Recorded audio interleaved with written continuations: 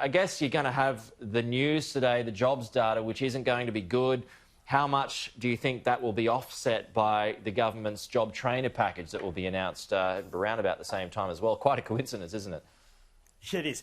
Good morning, Pete. Look, yeah, there's a few things there. Look, we know that unemployment's already over 7%. The real unemployment rate, when you take into consideration hours worked and underemployment's well over 13%. So we're expecting an uptick today in the nominal number. Yeah, obviously the government's looking to roll out some training support, which I think is really welcome.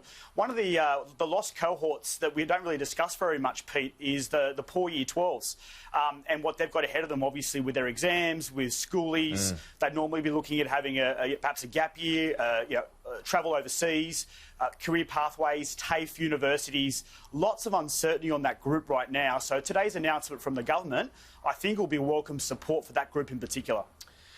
Now, the opposition is calling for a taper down of Jobkeeper. How do you expect this one to play out? Yeah, look, I think in some ways the Labor's got the government over the barrel here. I think we know full well the way the economy is tracking, particularly with some sluggishness across the board, but also with Victoria weighing the national economy down, that we expect to see the government come September to announce that JobKeeper and JobSeeker, there'll be some sort of targeted extension. So I think Labor's obviously playing this really well. They know there's going to have to be some targeted support, some prolonged support. JobKeeper at the moment is responsible for about a $3 billion insertion into the domestic economy.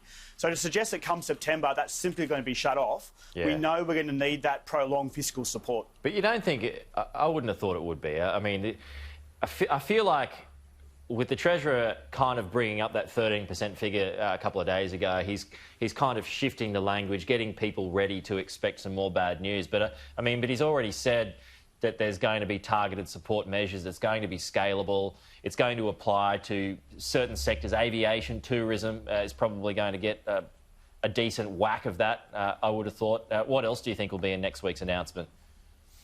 Yeah, it'd be interesting to sort of see what approach they take, in particular how we know Victoria has got a sort of a really different set of circumstances and a stronger lockdown, which is going to affect businesses operating in that state much more than across the board.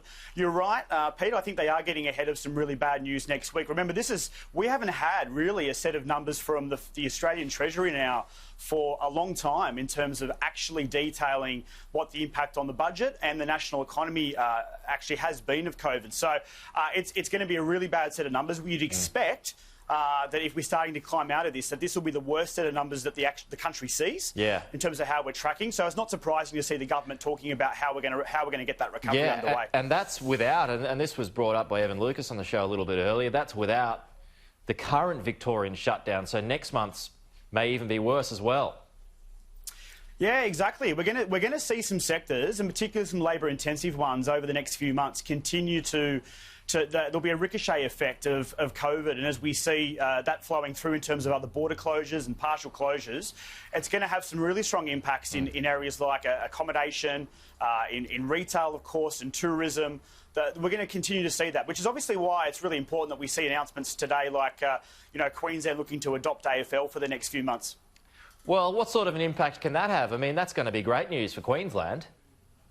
Yeah, it's great, and we know that because they're tourism-focused and those sectors have been really hit hard, North Queensland, for a long time, actually going back pre-COVID as well, that it's a useful fillip for them. But we know there's actually some strong national economic impacts here as well, Pete, because these sports, NRL and AFL, are so heavily reliant on those broadcasting rights. We need to keep those games going not just from a Queensland perspective, but from a national economic perspective as well. Yeah, and like there's the debate about the grand final, and I think it's entirely reasonable that the Queensland Premier makes a pitch for the grand final, given that she's doing all the heavy lifting now at the moment when it comes to saving the game, basically. But, on the other hand, does it really matter where the grand final is? It's just great that football is actually being played.